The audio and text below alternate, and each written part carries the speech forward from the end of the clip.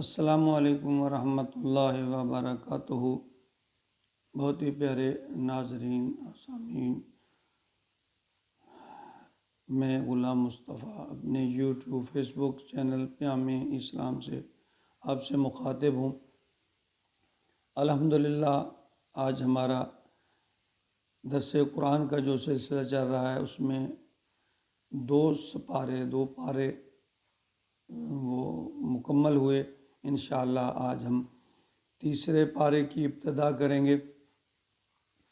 میں ان تمام اپنے بہنوں اور بھائیوں، بیٹوں، شاگردوں، دوستوں سب کا ممنون ہوں جو باقاعدگی سے میری ویڈیو دیکھتے ہیں اور پھر اسے لائک کرتے ہیں اور اپنے کمنٹس دیتے ہیں، جن سے میری حوصلہ افزائی ہوتی ہے، اور میں ان سے شکریہ کے ساتھ یہ بھی ملتمس ہوں کہ وہ میرے لیے دعا کیا کریں کہ اللہ رب العزت مجھے قرآن پاک کا ترجمہ اچھے اور آسان طریقے سے کرنے کی توفیق عطا فرمائے۔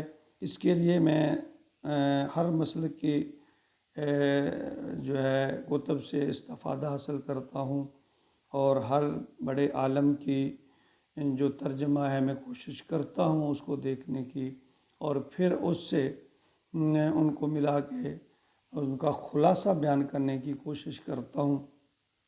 لیکن انسان ہونے کے ناطے ایک تو بات یہ ہے کہ قرآن کی ایک آیت کا ترجمہ اور تشریح اس کا تو حق ہی ادا نہیں ہو سکتا، اور پھر میرے جیسا ایک طالب علم تو بالکل ہی اس کا حق ادا نہیں کر سکتا۔ لیکن چونکہ ہم دین کے طالب علم ہیں اور اسی طرح سیکھیں گے، یہ تو ہماری ادائیں ہیں، یہ نقل کہہ لیں۔ شاید اللہ کو کوئی بات پسند آ جائے، کوئی الفاظ پسند آ جائے، کوئی ادا پسند آ جائے جو ہمارے لیے اللہ کی رضا کا سبب بن جائے۔ آپ اسی طرح جڑے رہیے، اور میری آپ سے یہ گزارش ہے کہ جب آپ ویڈیو کو دیکھتے ہیں تو اس کو آگے شیئر کر دیا کیجیے، فارورڈ کر دیا کیجیے۔ چلو جو لوگ اسے سنیں گے ایک کار ثواب کے طور پر اسے میں حصہ ڈالیے۔ اللہ تعالیٰ ہم سب کو مل کر اس کا دین سمجھنے کی توفیق عطا فرمائے، اور پھر سب کو، مجھے، آپ کو، سب کو مل کر اس پر عمل کی توفیق عطا فرمائے۔ آئیے آج ہم، اور میں اس کے ساتھ ساتھ یہ بھی گزارش کرتا چلوں کہ میرے اس یوٹیوب چینل کو پیام اسلام جو ہے اس کو سبسکرائب کر لیں تاکہ ہر طرح کی ویڈیو آپ تک پہنچتی رہیں۔ آج ہم سبق جو ہے درس قرآن کا آج ہم تیسرا پارہ سے شروع کر رہے ہیں۔ اعوذ باللہ من الشیطان الرجیم، بسم اللہ الرحمن الرحیم۔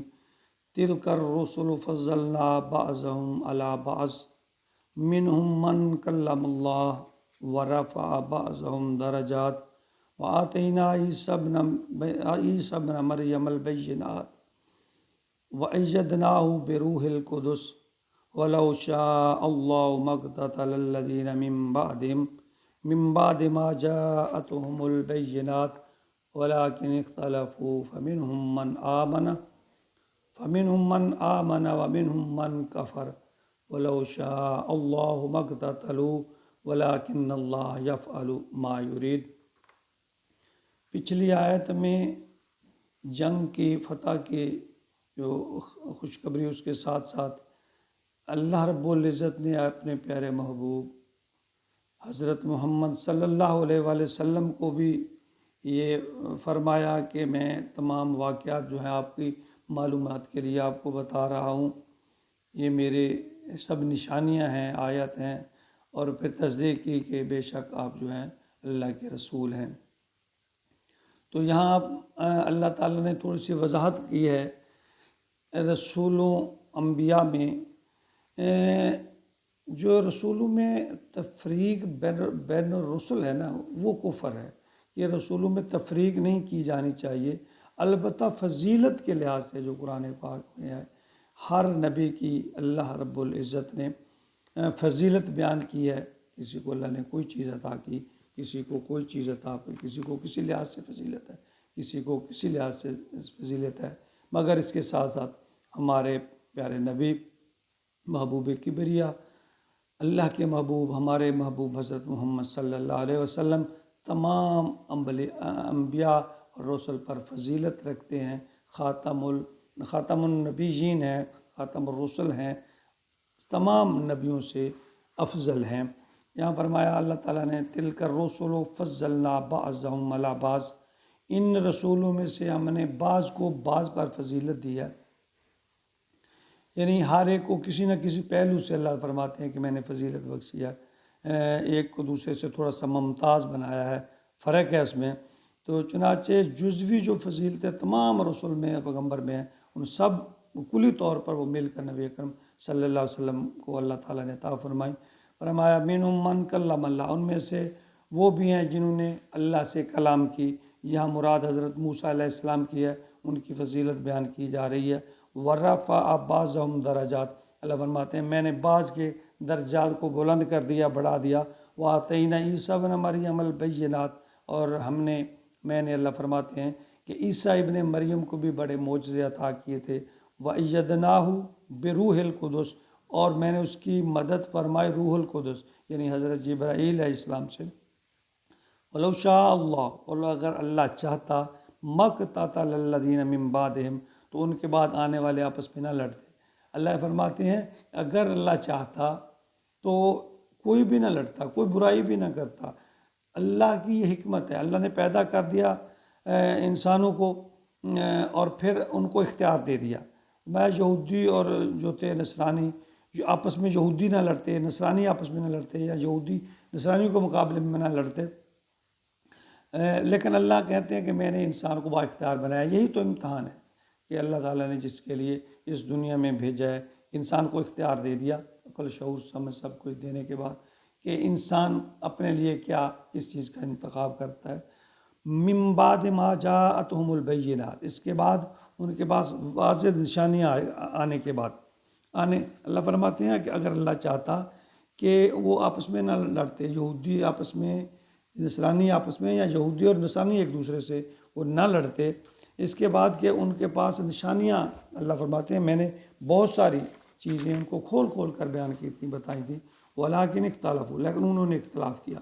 یہ حضرت آدم سے چلا آیا کہ حضرت آدم کے بیٹے نے بھی، حابیل نے قابیل کو اس لیے قتل کر دیا، یعنی یہیں سے اختلاف شروع ہو گیا۔ یہ ایک وصف ہے انسان میں اللہ تعالیٰ نے رکھا اچھے اور برے کا، کہ اختلاف اچھی یا بری بات یا اختلاف رکھنا۔ تو اللہ فرماتے ہیں کہ باوجود علم رکھنے کے پھر انہوں نے اختلاف کیا۔ فَمِنْهُمْ مَنْ آمَنَ، پھر کوئی تو ان میں ایمان لایا، وَمِنْهُمْ مَنْ كَفَرَ، کچھ کو کافر ہو گئے، یعنی کچھ لوگ ایمان لے آئے اور کچھ نے انکار کر دیا۔ اللہ تعالیٰ نے یہ سارا نظام اسی لیے پیدا کیا تھا کہ انسان کو پرکھے۔ وَلَوْ شَاءَ اللَّهُ مَا اقْتَتَلُوا، اور اگر اللہ چاہتا تو وہ آپس میں نہ لڑتے۔ وَلَٰكِنَّ اللَّهَ يَفْعَلُ مَا يُرِيدُ، لیکن اللہ تو کرتا ہے جو وہ چاہتا ہے۔ یعنی اللہ تعالیٰ اس دنیا کو بنانے کا جو مقصد ہے اللہ کا، جو اس میں حکمت ہے، کہ انسان کی آزمائش ہے کہ انسان کون سا رستہ اختیار کرتا ہے، اچھائی کا یا برائی کا۔ اللہ تعالیٰ نے عقل شعور سمجھ سب کچھ دینے کے بعد انسان کو آزاد چھوڑ دیا ہے کہ وہ کس رستے کا انتخاب کرتا ہے، اور پھر یہ بھی بتا دیا کہ جو برا رستہ ہے وہ جہنم کی طرف جائے گا، اور جو اچھا رستہ ہے وہ اللہ کی رضا کی طرف جائے گا، جنت کی طرف جائے گا۔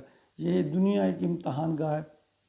اللہ رب العزت ہمیں سب کو اس عارضی دنیا میں جو ہے اس سے فائدہ اٹھاتے ہوئے، جیسے دنیا کو آخری کھیتی جیسے کہا گیا ہے، ہمیں آخرت کے لیے کچھ کر لینا چاہیے اپنے لیے، کہ اللہ رب العزت کو ہم کہ جب دربار میں حاضر ہوں تو اللہ ہم سے راضی ہو جائے۔ یہ دنیا عارضی ہے، یعنی جو چیز عارضی ہے، انسان کی مت ماری ہوئی ہے، عقل کی کمی، جو عارضی ہے اس کے لیے تو ایڑی چوٹی کا زور لگاتا ہے۔ 24 گھنٹے سے وہ کہتا ہے میں 20 گھنٹے سے بھی زیادہ اس کے لیے کام کاج کر لوں، محنت مشقت کر لوں، اور جو آخروی زندگی ہے جو نہ ختم ہونے والی ہے اس کی طرف ہماری توجہ نہیں ہے۔ اور یہ لمحہ فکری ہے ہمارے لیے، کیونکہ یہ دنیا بالآخر ایک دن ختم ہو جائے گی، اچھی ہے بری ہے، مشکل ہے آسان ہے، جیسے بھی ہے یہ دن گزر جائیں گے۔ آخری جو زندگی ہے، نہ ختم ہونے والی جو زندگی ہے، جہاں جا کر ہمیں ان تمام چیزوں کا حساب کتاب دینا ہے، اس کے لیے تیاری کرنا چاہیے۔ اللہ رب العزت ہمیں آخرت کی تیاری کرنے کی آسن اور طریقے سے اپنے فرمان کے مطابق، نبی پاک کی ہدایت کے مطابق ہمیں تیاری کرنے کی توفیق عطا فرمائے، آمین۔